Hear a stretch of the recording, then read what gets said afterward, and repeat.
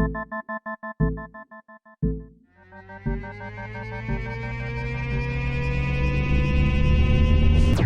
think when my dad calls, like I haven't seen him, like my parents are divorced, right? They divorced in Texas, so I moved with my mom. And like I haven't seen my dad in 16 years. I haven't talked to him in like 7 years. And like 7 years ago when he called me, my first interaction with him, like it was like a mixture of feelings. Like if he calls now as well, like it's gonna be like a lot of mixture of feelings. But I haven't really told anybody, but like I really lost affection for my dad. Like I don't like like I don't really want to connect with him anymore. When he called me, like it was a mixture of feelings, like like surprised, like sad, because like all that passed. Like I used to call him like every day when I was like 5 or 6 years old, and like around in fifth grade, I lost connection.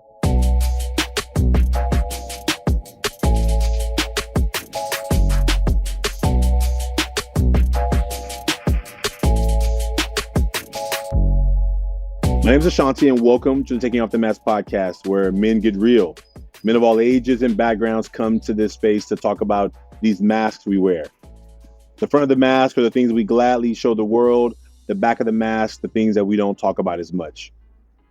Today, I'm on location here near the estuary in Oakland, right across from Alameda. We're getting ready for a workshop at one of our schools here. And so we are not in the office studio. We're out on the road, and Million Mask Movement is on the move. Today is face-to-face episode with Wenceslao and our guest, Andres. I'm so excited that you get to hear this episode. This is a really powerful episode. There's some deep conversations that happen in this episode that I think will be meaningful if you are raising young men, if you teach young men, if you just are curious about what's going on with young men. Andres, I learned about through his program, Youth Beat. He was presenting on a stage at some event, and I reached out to him. I reached out to Youth Beat, and I said, could we interview that young man for the podcast? And Wenceslao was super excited to get on a call with him, and they made it happen. So, young men come to us in so many different ways because they're virtual conversations. They can be anywhere in the world, but it's really powerful when we invite young people to be a part of these conversations. So I hope you really listen to this episode from these two young men.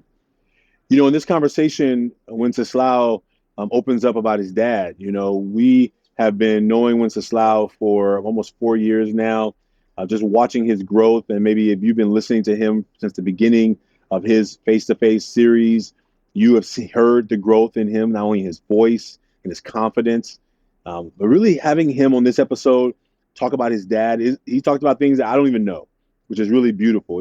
It really means something when young men begin to find their voice and begin to share it out in the world. And us as mentors, sometimes we're like, he didn't tell me that thing, but I'm so proud of him for finding ways of like becoming more of his full self, knowing that all the things that he's experienced in his life are real and important. And because he's talking about his dad, I feel that his heart in that conversation.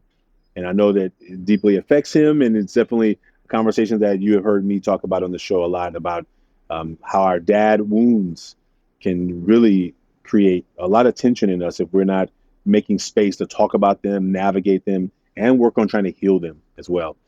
We got a couple of announcements we want to tell you about as we get you ready for the show.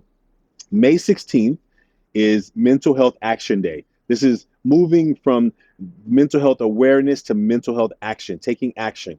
And we invite you to be a part of it. All we're asking you to do is share it with somebody. If you follow us in any of our platforms, you can find the flyer, or you can share it with a friend, or you can just tell them about it. Please, we invite everyone on that day to make a mask. You can make a mask at millionmask.org. Now, May 16th is Mental Health Action Day, but you can make a mask any day. And we definitely invite you as our listeners to be a part of that journey with us. Also, May 25th is our 20th anniversary celebration. It's our 5K walk, run, hike, bike. We invite you to be a part of that. The link is in the show notes as well. And I wanted to read a listener comment that we recently got that really inspired us. So, you can always send us an email and tell us what you're liking, what you're not liking. Tell us how we can make the show better. We would love to hear from you, but we want to share with you a message we just got recently Here's his message. Hello. Thank you for doing this podcast. I've only listened in 2024 and I've been moved by the work, and I encourage you to keep going. And this message is from James, who's a grad from Cal Poly. Go Mustangs. Thank you for the message, James. Thank you for being a listener, and thank you for sending us these words of encouragement as we continue doing this work. And we invite you to let somebody know about what you're learning and what you're hearing, and share it with somebody. Or if nothing else, send us a message and let us know how you're enjoying or getting along with these messages. Take good care. Please enjoy this amazing conversation with Wenceslao and Andres. And we look forward to you being a part of whatever we have going on in the month of May. This Mental Health Awareness Month. Please get involved. We're moving from conversations around mental health to action around supporting people around navigating their mental wellness. And thank you for being a part of it with us. Take care. We'll see you soon. Bye now. Hi, everybody. Welcome back to another episode. Here I was taking off the mask. Where I'm your host here, Wenceslao Soto. And then today I'm here with Andres Quinteros. Pleasure to meet you. Nice for having you here. Yeah, nice to meet you too. Yeah. Andres, would you like to tell the audience the organization you're part of and how long you've been with? Yeah. Something about you. So, Youth Beat is the organization that I am a part of. It's a film program out of KDOL Studios at Met West High School, focused on like cinematography, photography, editing, stuff like that. And like the whole like community, it's pretty like inclusive, and it like makes everybody feel at home, you know. And yeah, and I mean, if people want to get into like filming and stuff like that, the Youth Beat is a great place to start, for sure. Very interesting. I like filming. Like, it's not my most passionate thing, but like filming is like an interesting topic, and like there's like a lot of creative things to do with filming, and there's like this whole personality as well. Yeah, that's what I love about it. Yeah. I really like how people express themselves through filming and stuff like that. But yeah. So, Andres, the first thing we do is this mass activity. And for the people who don't know, this mass activity is where we ask people to draw a mask, front of the mask and the back of the mask. And we ask them for the front of the mask is write 3 qualities that you don't let people see, 3 characteristics that people might know you as. And then for the back of the mask is writing 3 qualities that you don't let people see, 3 things that you hide and don't feel comfortable sharing. So, Andres, we'll be taking a few minutes and create our own mask. So front is things I'm willing to share, back is things I'm not willing to share. Yeah. So like on one side of paper, you do the front, and the other side of paper, you do the the back. Ready? Yep. All right. So how do you want to do it? You wanna both of us share the front and then both of us share the back? You want me to like individual, like share front and back, and then the other person front and back? We could do like both front and then both back. Okay, sure. Yeah. Would you like to start, or would you like me to start? I can start. All right. So yeah. So the first one is I do my own piercings. Mm-hmm. Like a lot of people like say that like face piercings are like not very masculine, but I'm like, dude, like it looks fire. It looks good. Come on now. Yeah. So like I did my septum like 2 weeks ago. Oh, I see. Yeah, and then I did this like a month ago. So small. Yeah, so that's cool. Yeah, I mess with that. I love expression through hair and accessories. Mm-hmm. I don't know if you can really tell, but I dyed my locks blonde. I see a bit. Yeah, I got a lot of bracelets on, rings. Yeah, me too. Yeah, exactly. So, yeah, expressing yourself through like your parts of your body that you can control in a way that you, I guess, enjoy and don't really care about what other people think. Mm-hmm. It's like I just find it very beautiful to me. Yeah. Yeah. Really. And then the last one was I love tagging. I heart tagging. I usually just like tag like abandoned buildings and stuff. Yeah, sometimes I like go out and go get billboards, and yeah, I don't know, because I feel like on one side I'm like, damn, like I'm really tagging this building, mm-hmm. that like other people might be using, or like, but like on the other side of myself, I'm like, wait, it's abandoned. I don't really like, you know what I mean? And plus, I'm just expressing myself with art. Yeah. And I be seeing like other people's tags and stuff, and like I can't lie, I'm kind of toy. I'm pretty toy, so I be looking at other people's arts around Oakland, and I'm like, dang, like you really got it like that, Yeah. but yeah. So yeah, like being able to express yourself, how like having the freedom, being able to express yourself through arts and art related stuff. Like I think I can relate to that as well. I Mm. love like I have difficulties doing art. Like it's kind of hard for me, but like being able to like appreciate and admire other people's art at school or outside of school that people have created is just really cool for me. And there's arts. There's like so many different ways. Music, drawing, and also videography as well. So I also can relate to that. For me, I did right here. I don't know if you can see that. I wrote passionate because I'm really passionate about things that I love, and I'm like always. Also, I wrote curious because like I like to learn stuff. I like to take in a lot of knowledge and being able to learn new stuff that can be useful like in the future or can motivate me a lot more. I put calm and low energy because I try to keep like a low energy, and I want people to know me as like a calm person, and I always like get in trouble and being rowdy. So like that's part of my mask as well, being trying to stay cool. I ain't gonna lie, I kind of feel that crazy. Like that's why I did this, because Yeah. you don't need to be like beefing with some random person. Like, come on now, we're probably not even gonna know each other in a good 5 years. What are you doing? Let's move on to the back of the mask. Okay, yeah. So for the longest, I was insecure about like my body and my image, especially during quarantine. I was pretty chubby, didn't know what to do with my hair. I was short. I was very immature. And then I was just like, okay, if I feel some type of way about it, then I'm going to do something about it. And then I started going to the gym. I got my locks. I started experimenting more with my style. And then, like, I feel like if anybody's really, like, going through something for real, just experiment with yourself and experiment with your mind type, because you will never know what would help you improve if you don't try new things, right? So, yeah. Another thing is I feel like I'm too emotional, like to an extent. Like, because I don't know.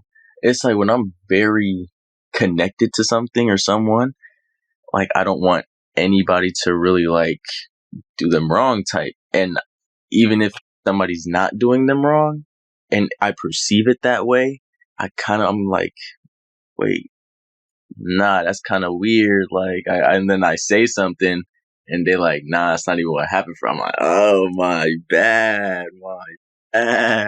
Yeah. And then the last thing, I feel like I should have done more when it came to, like social justice throughout high school, because I didn't really start getting into this stuff until like the last, I'd say like few months, right? And I'm a senior in high school, about to graduate. And yeah, and I had opportunities lined up for me since sophomore year. It was like, yo, you could join the student council or the all student council. Like you're going on trips to meet up with the board and stuff like that. But I didn't really have the drive to do it until now. And yeah, I just wish I kind of like walked in with that a little sooner.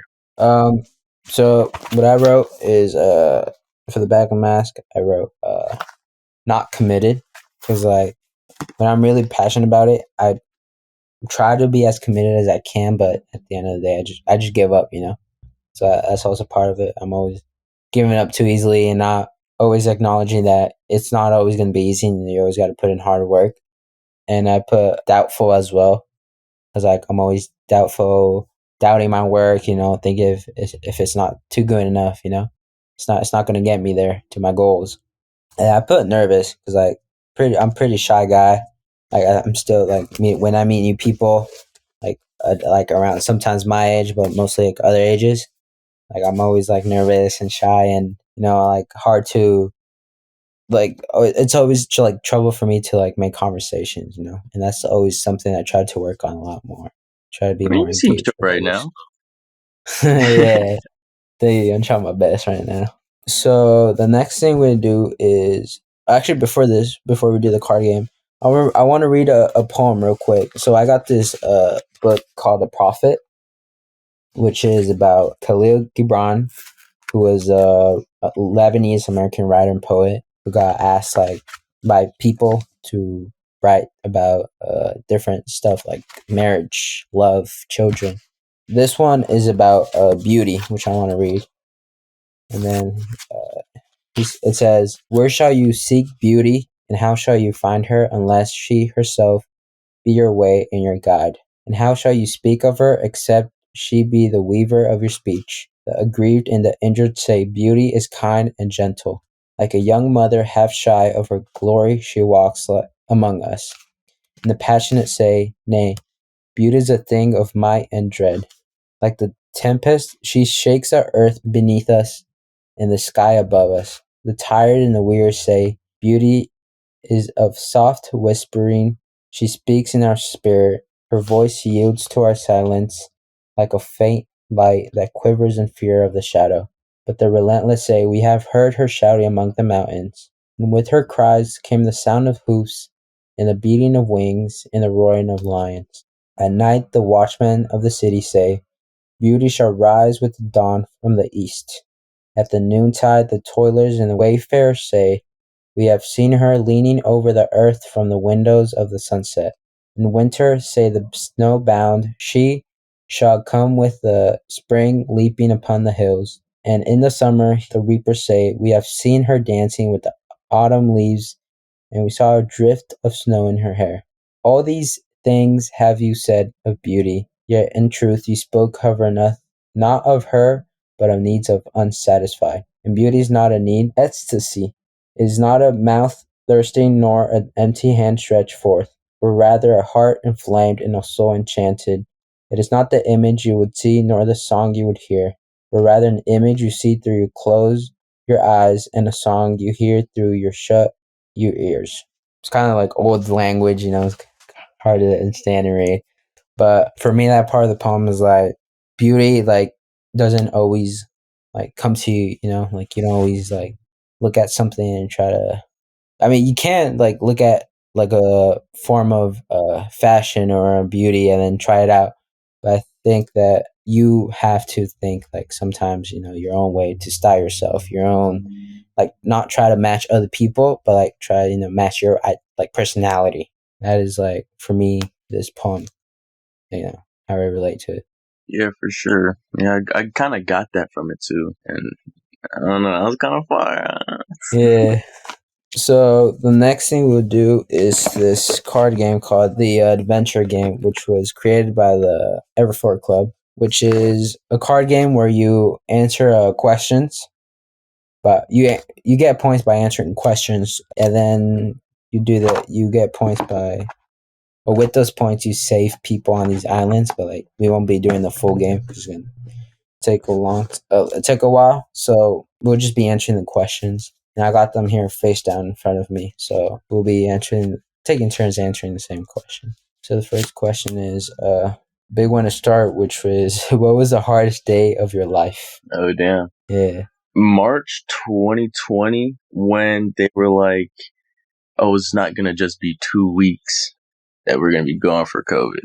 That stuff got me because I was planning on going back to school.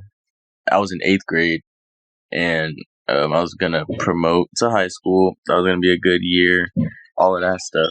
But that entire plan just got shut down, thrown out the window, flushed. It was horrible for me. Yeah, I remember going as long to COVID. I was in 6th grade. That was like, I think COVID is like a lot more people. We were stuck at homes, but I think it was a bit more difficult because like you had to be a lot more hardworking at home for me. Because try to stay in one place, not being able to go out and just try to work with the things that you have at home. I think. Just, I don't know if you understand by that, but like it was kind of hard, like mentally as well, like trying to interact with people, as much people as you can. But like for me, I like interacting them, of course, in person rather than on the phone. It's like doesn't really give that. Being talking on the phone is not really like the same vibe as like talking in person. Doesn't feel like personal enough. Yeah. Yeah. So like Nah, it was I see kind of hard exactly for what me. you're saying. Because my mom, she would not let me leave the house. Like I was literally stuck in the house for that entire year straight. Like I didn't even go. The only time I left was when the vaccines came out, and that was when I was able to leave. But yeah, and then after, I felt like COVID had like shut down my social awareness to an extent. Because I came back sophomore year, I was so ready for ninth grade. In eighth grade, I was like, yeah, I can't wait. I'm gonna be talking to hecka people, get hecka friends. COVID hit. I'm not talking to anybody in real life for a good year straight. So I go back. I go to a different environment sophomore year, and I'm like, I don't know any of these people. Like, I don't know how to interact with you. I haven't interacted with anybody in person in a year. So like, I don't know. That was a whole weird situation for me at the time that I had to kind of battle through. But yeah. For me, answering the question, what was the hardest day of your life?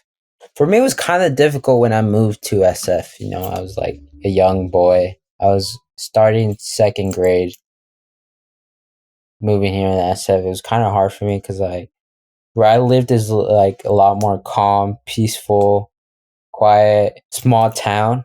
But like after I moved to SF, it was like like a much different environment. It was like difficult for me to like adapt to it, and then also trying to meet these people as well, because like a lot of people, not everybody, but like most people in SF here are really crazy. And it was hard for me to interact with them as well. So I used to be by myself. I remember like around 1 or 2 weeks when I was in school, second grade. Yeah. So it was kind of like a overwhelming experience in a sense. Yeah, it was like overwhelming, but also like depressing life, like trying to always being by myself most of the time at school, not just being like this little shy kid as well. Little loner. Yeah. Yeah. All right, so the next question is another hard one. What is a worst phone call you have ever received? Probably when this was a few years ago now, but my grandma passed and I visited her. I think it was like a week before that. It was the day after my birthday that she passed.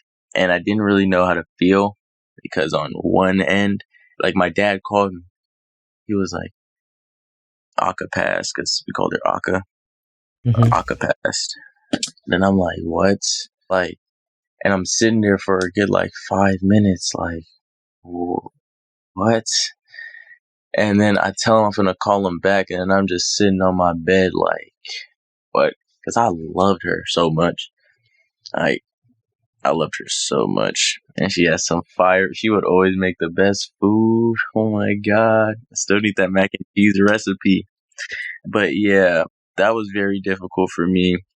Because now every time it's looking getting better after every year, but every time my birthday comes up, it's kind of like a mixture of I'm happy because it's my birthday, but I'm also sad and that the next day was my grandmother's passing. So it was, I don't know, but it's getting better after each year. And yeah, because I know that she wouldn't want me to let that affect my birthdays for the rest of my life. So I just got to really take that and kind of make sure I have that in my mind every time my birthday comes around. I wish I had a good connection with my grandparents or my great grandparents as well. Like all these people like always talk about their grandparents, like how nice they are to them, like how they feel like they prefer hanging out with their grandparents, like always giving them nice, good advice and tips in life. But like for me, it's kind of difficult because like my grandparents aren't here, like they're somewhere far, so it's always on the phone and like as I said before, like talking on the phone isn't the really same vibe as talking in person. So it's like I don't really have a good connection with them. Yeah. If you don't mind me asking, where do they live? I live in Mexico. Oh, have you ever visited? Nah, no. Mm. Might go this year. I just got my passport like last month. Oh, Yeah. yeah. So Summer's coming up. hell Summer yeah. break. Well, I'm I'm gonna be busy during summer though. I'll be going to Panama and then Arizona again. Ooh, okay, Yeah. okay. What's the hardest phone call? I think my dad. When my dad calls, like I haven't seen him. Like my parents are divorced, right? They divorced in Texas, so I moved with my mom. And like I haven't seen my dad in 16 years. I haven't talked to him in like 7 years. And like 7 years ago when he called me, or when he called my mom, like my first interaction with him, like, it was like a mixture of feelings. Like if he calls now as well, like it's gonna be like a lot of mixture of feelings. But I haven't really told anybody, but like I really lost like affection for my dad. Like I don't like like I don't really want to connect with him anymore. Like when he called me, like it was a mixture of feelings, like like surprised, like sad, because like all that passed. Like I used to call him like every day when I was like 5 or 6 years old, and like around in fifth grade, I lost connection. But then I was like sad, but I was like frustrated as well because like he hadn't talked to me anymore, and now all of a sudden he wants to like talk back as well and like act like nothing happened, because like I grew up a lot, like 8 years without a dad, just me and my mom. So yeah, that was probably a hard phone call for me. Damn, that's pretty deep. Like, cause my dad, he lives in Texas. Like, but he just moved, and like being away from my father, I'm not gonna say that I know how you're feeling, Mm-hmm. but like I feel like him not being here is kind of like a hole. So I can only imagine how you're feeling. But yeah, it looks like he missed out on a pretty nice guy though. Looks like he Yeah, really missed out. yeah. Well, at least I got a stepdad now, and I've known him since like around 7 years again. So like I started calling my dad as well. So yeah, we're doing one more question, and then I got questions for you. This one is: tell us about a time when you betrayed someone's trust. Um, this might get me in trouble though. Hold on. Nah, it's good. It's good. It's good. So right now we're doing this thing called Senior Assassin. So like we all of the seniors get into two groups, and each person has a target to get and to eliminate and stuff before the round ends, or else you're going to be eliminated. And it's $10 to get in, and then all of the prize money or the entry money gets put into a prize pool for the last person standing. So I betrayed somebody's trust because I ratted on somebody. I ratted on somebody's location, and that kind of ended up getting them caught up. Yeah, That's a I good. can't say names though. I'm not gonna say names. Yeah, keep it confidential. Yeah, for real. For me, I try like when I was younger. I'm pretty sure I betrayed a lot of people, like trust. But like recently, like I try to be aware of people like trusting me, like trusting issues, because because like some people betrayed some of my trust. I don't really want to be that person who hurts them, because like I know how it feels when someone betrays your trust. But I'm pretty sure at least like once or twice I might betrayed someone's trust. I just can't think of it, but I just try to be cautious and being aware of like how someone would react if I betray the trust, and like what would happen if like to me as well. And as a youngin, yeah, I don't even associate with that little guy for real. Can't lie. So I got questions for you now. So you said at the beginning you're part of the Youth Beat organization. How did you become like interested into join this program? Like what motivated you? So it was junior year, and my physics teacher had this this Google Sheets talking about, oh, there's internships that you can do over the summer. You get $1,000 stipend. You can learn skills. You still have to do work for it, yada, yada, yada. Right? So I'm like, okay, that sounds interesting. I not search up. I was just like looking through, and then I saw Youth Beat. So it was film and cinematography and stuff like that. So I was like, okay, that seems interesting. I joined it, and first day I went there, if I felt like I was like, I'm gonna be honest with you, I didn't expect to like it.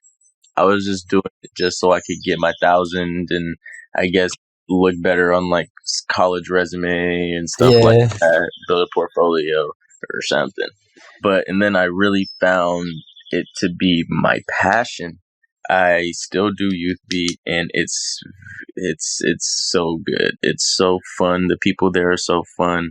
The instructors, they actually help you. Like even if you like ask a question that might be obvious, like they just slow it down for you and are just like, nah, it's cool if they don't know this.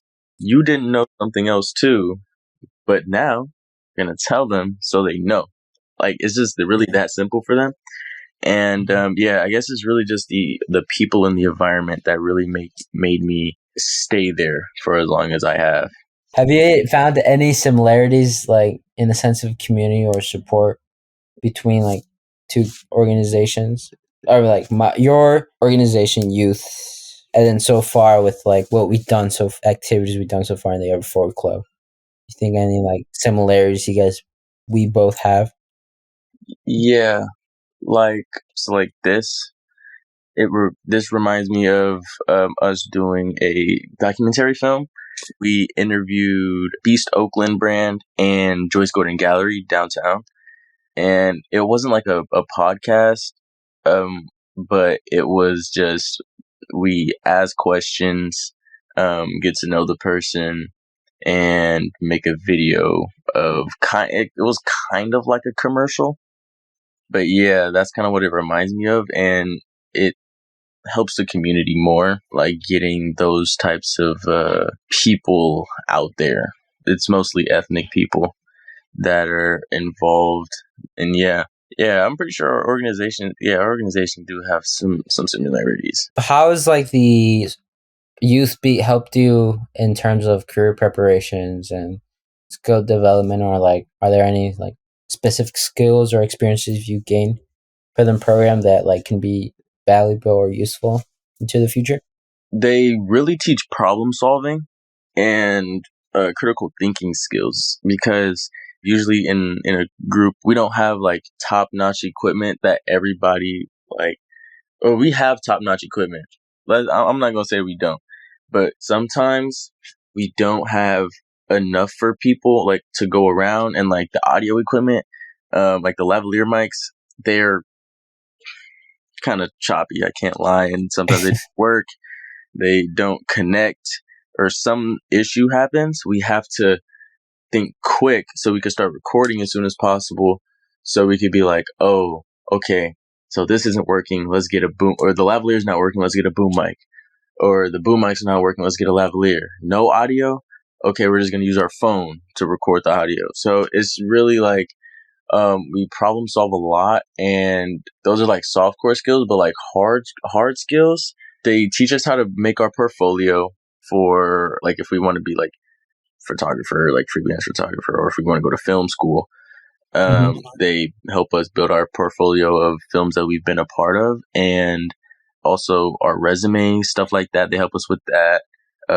College applications, letters of recommendation, all of that stuff.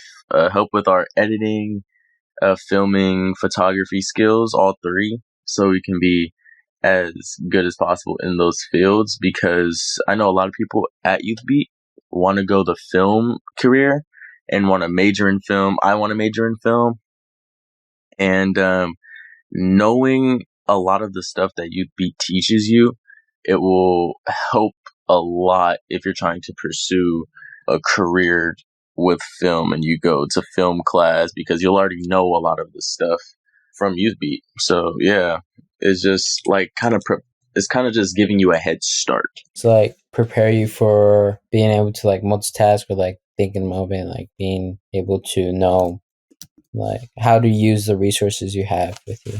Is there like, can you share like any like challenges you faced or lessons you've learned through your like participation, like being part of the Youth Beat? Summertime, we did, I think, let me see, 1, 2, 3, 4, 5. We did like 5 films during summer.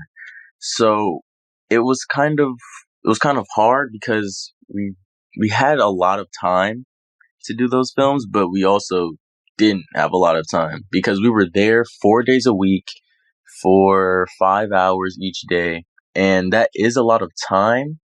But filming, editing, okay, so pre-production, then actual production, and then post-production, all 3 of those takes a long time, especially doing the stuff that we were doing, like the interviews. We had to go to the places, like we had to go to Beast Oakland, and we had to go to Joyce Gordon Gallery. I mean, we had to film everything in one day because we couldn't just go back another day and like fix stuff around the edges or whatever. So making sure everything was picture perfect for filming, that was a challenge. And there was actually another film that we were supposed to do that my crew didn't even complete because it was just such a time crunch. We just couldn't edit it. Like, we filmed it and everything, we just couldn't edit it before the deadline, and it never got past. It never even got into post-production. So yeah. So now going a bit more deeper, like the thing that we did in the mask, right? This front of the mask, back of the mask. Do you think it like can correlate with filmmaking as well? Like being able to be like a filmer and showing all these different things, right? Being hardworking and try your best, but also at, behind the camera, it's a lot more difficult. You have to go through many problems.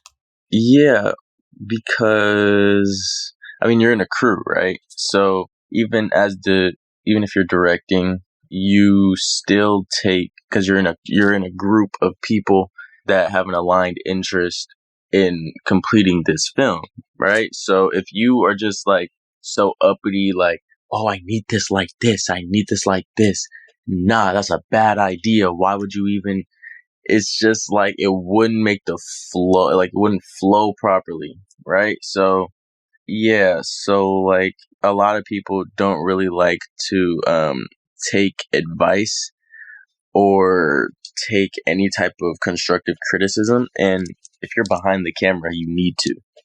Especially us now, we need to take that advice from our instructors and from our peers, because if they're a part of our crew and we're not going against them, or if they're a part of our program, they're not going to tell us anything wrong intentionally. And I feel like some people take it a little too personally sometimes. And I feel like that's just kind of an insecurity that they have in themselves, where they think that everything they do is so perfect. And if it's not, then nobody else, or everybody else is wrong except them. And I just don't really mess with that. How do you believe the programs, activities contribute to making a positive impact in your school or your community?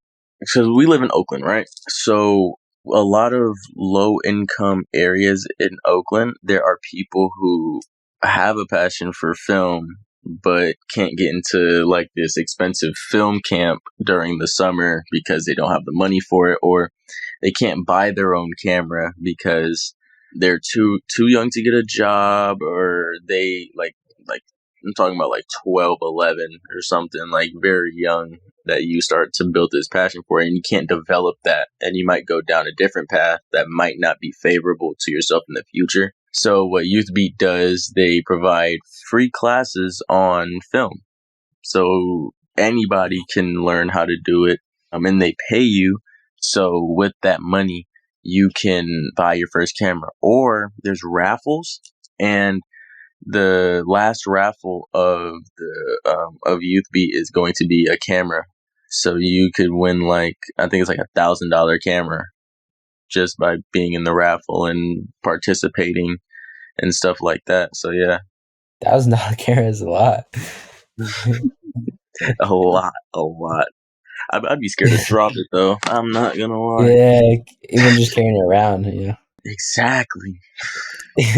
For like more future goals and aspirations, like what are your future goals in terms of your career path, and how do you see the youth beat playing a role into achieving?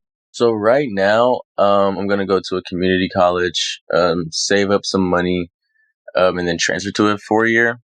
And Youth Beat, they have this program with Laney to where I think it was like earn more college credits while doing Youth Beat, and I can do Youth Beat while I go to Laney, because Youth Beat is across the street from Laney, and then I'll still get paid and everything.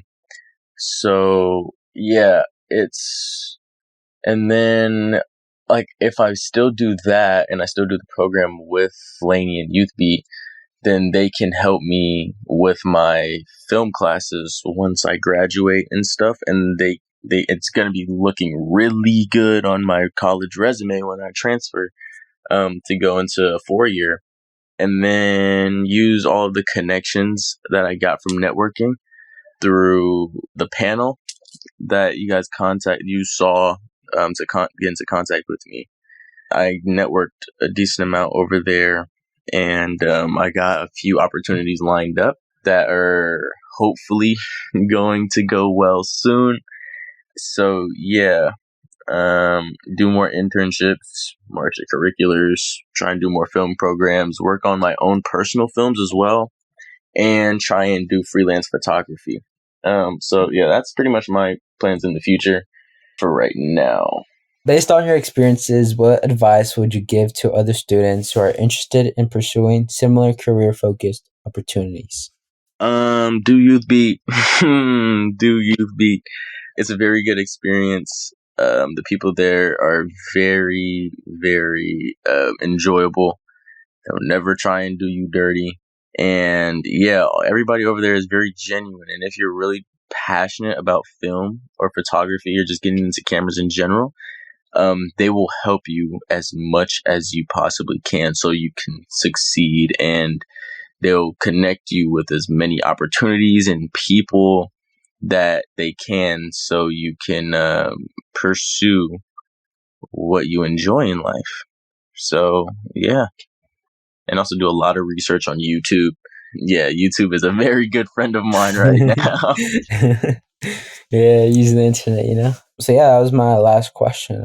If you have any question for me, or do you want to mention something up? Yeah, so you go to school in San Francisco? Yes. Okay, so sophomore? Yeah, sophomore. Okay, yeah. I'm not gonna lie, I thought you were a senior for a minute. I can't lie to you. Thank you. Yeah. I thought you were talking to me. My fault.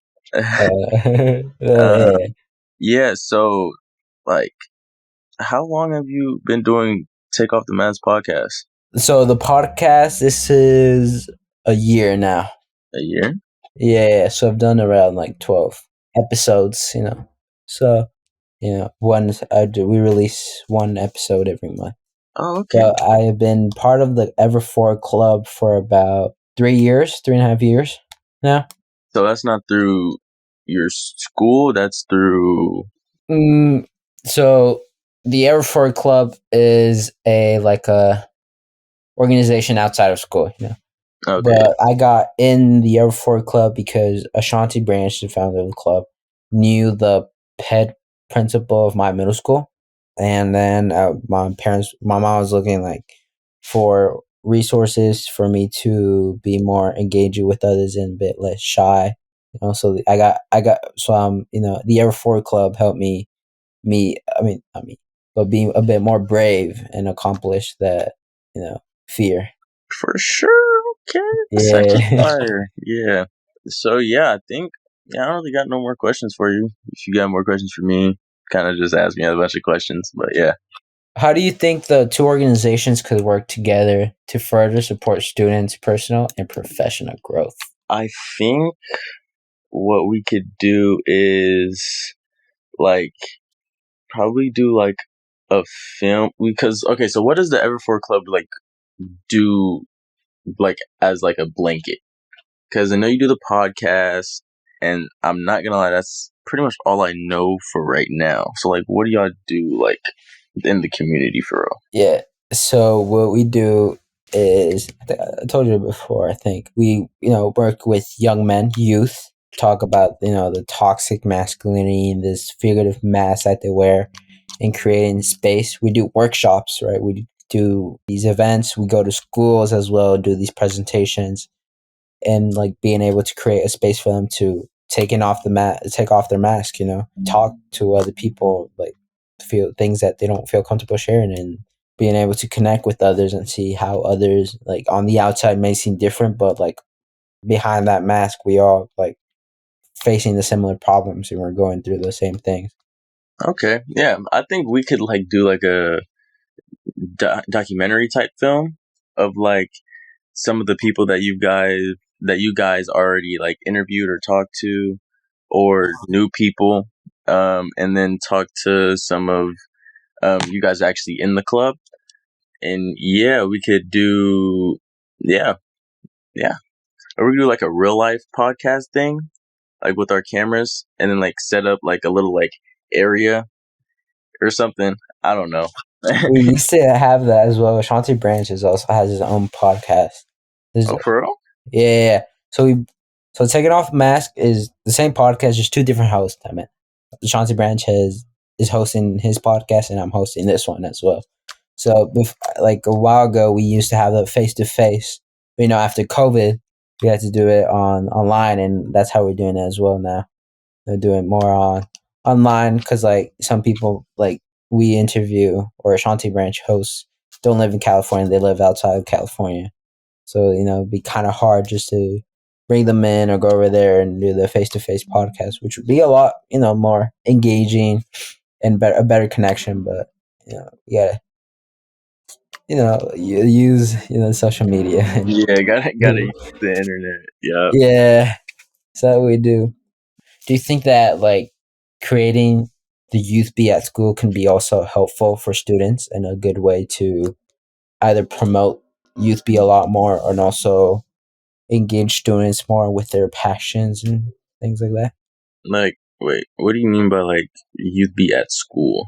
So, for example, the Ever4 Club, we each of us young men, we also created it at our school. So we all go to different schools, and I created the Ever4 Club at school. I'm the host. I do all the agenda stuff, and we do the same things. We do the card game. We do. I give them questions for them to answer and connect with each other like a lot more. And I asked them like questions like what are ways we could also promote the Ever4 Club as well. Oh, okay. That's fire actually. I never thought of that. But yeah, that's actually really cool. Yeah, I feel like because Skyline, we have pathways, or my high school Skyline, we have pathways, and there's already like a filmer's pathway. It's called computer. But so there's already a future filmmakers club, I guess, there. So I feel like if we like put Youth Beat at Skyline, it wouldn't really be like I feel like it would be competing with the filmmakers club, and we're pretty much doing the same thing. So maybe we could like merge it or something, because a lot of the people that are in the filmmakers club went to Youth Beat or go to Youth Beat. So yeah. Yeah, that was my only question. Last question I got in mind. All right. Well, thank you, Andres, for being here on this podcast episode today. Thank you, audience, for tuning in today on this episode, and I hope to see you guys next time. Thank you. The Taking Off the Mask podcast is produced by Ryan Louie and graphics by Kelly Wong. Guests are managed by Dan Paloma, and the podcast is edited by Samuel Matingo. We'd like to thank everyone who's been a part of the creation of this podcast, and for every guest that has been a part of the show, you are now a part of the Taking Off the Mask family. The Taking Off the Mask podcast is brought to you by the Ever Forward Club, and if you like what you've heard today, please subscribe, write a 5-star review, and share this with someone. We look forward to having more conversations that matter. And please remember, there's more to you than anybody can see by just looking at you.